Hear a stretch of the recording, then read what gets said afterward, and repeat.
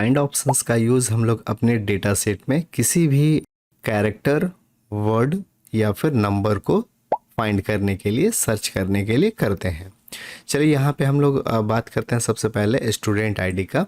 हमें यहाँ पे कोई भी स्टूडेंट आईडी अगर सर्च करना हो जो हमें नहीं पता है कि वो कहाँ पे है, तो हम लोग ये काम फाइंड ऑप्शंस के हेल्प से बहुत आसानी से कर सकते हैं। यहाँ पे आएंगे और चूज़ करेंगे फाइंड ऑप्शंस। इसका शॉर्टकट की कंट्रोल F है, आप कीबोर्ड से कंट्रोल F भी प्रेस कर सकते हैं। यहाँ पे आप जो भी डिटेल्स डालेंगे वो इस लिस्ट में होगा तो फाइंड कर दिया जाएगा। जैसे अभी हमें सर्च करना है S105, ये हमें सर्च करना है। जैसे हम लोग फाइंड नेक्स्ट में करेंगे तो ये यहाँ पे दिखा देगा S105। जैसे हम लोग फाइंड नेक्स्ट में करेंगे तो जहाँ पे भी वो डेटा होगा कर्सर वहाँ पे डायरेक्ट चला जाएगा। इसी तरह आप किसी नाम को भी फाइंड कर सकते हैं, यहाँ पे रखेंगे और शॉर्टकट की यूज़ करेंगे कंट्रोल F, ये बॉक्स आ जाएगा। यहाँ पे आप कोई भी नाम टाइप कर सकते हैं। जैसे अभी हम यहाँ पे टाइप कर रहे हैं नेहा गुप्ता, इस तरह से, और हमें नहीं पता कि वो नेहा गुप्ता कहाँ है। हम अपने सर्च लिस्ट में नेहा गुप्ता टाइप करेंगे और फाइंड नेक्स्ट करेंगे, जहाँ पे भी होगा वो दिखा देगा। अभी फ़िलहाल मैं एक छोटे से डेटा सेट में एग्जांपल दे रहा हूँ। जब आप किसी कंपनी में या फिर ऑफिस में काम करेंगे तो वहाँ पे जो डेटा होगा वो बहुत ज़्यादा बड़ा होगा, जिसकी संख्या लाखों में हो सकती है। वहाँ पे आप वन बाय वन ढूंढेंगे नहीं, बल्कि आप फाइंड ऑप्शंस के हेल्प से कोई भी कंटेंट को फाइंड कर सकते हैं।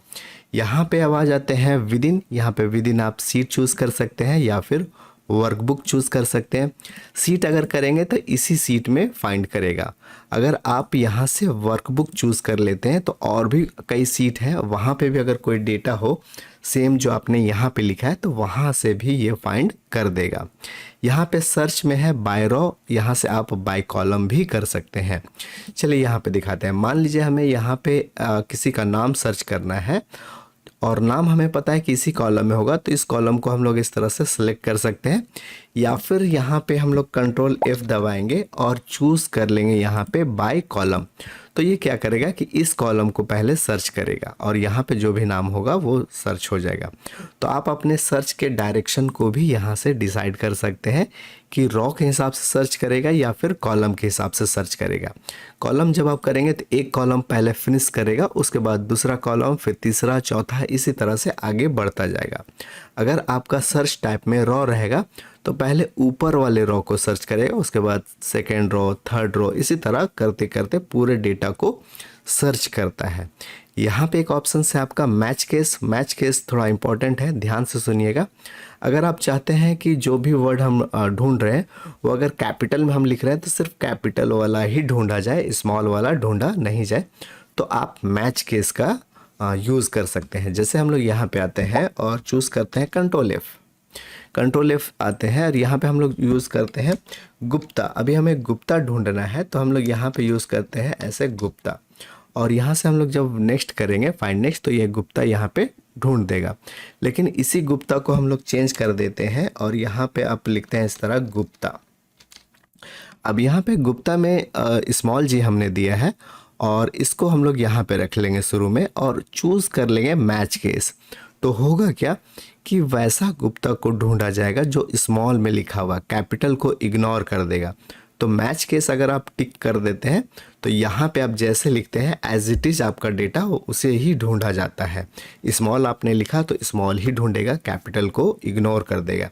चलिए अब हम देखते हैं इस तरह फाइंड नेक्स्ट करके। यहाँ पे देखिए कहीं भी गुप्ता आपका फाइंड नहीं हो रहा, हालांकि यहाँ पे गुप्ता है लेकिन इस केस में नहीं है, इसका केस अलग है। ये कैपिटल में जी है और यहाँ पे स्मॉल में है। आपका फीडबैक मेरे लिए बहुत ही इम्पॉर्टेंट है, कमेंट बॉक्स में ज़रूर लिखिए।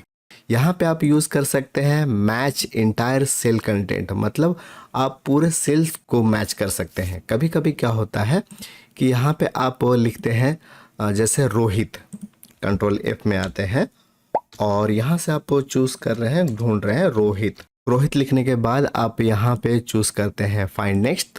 तो देखिए यहाँ पे एक ढूंढ लिया रोहित शर्मा, हालांकि रोहित इसके अंदर का चीज़ है।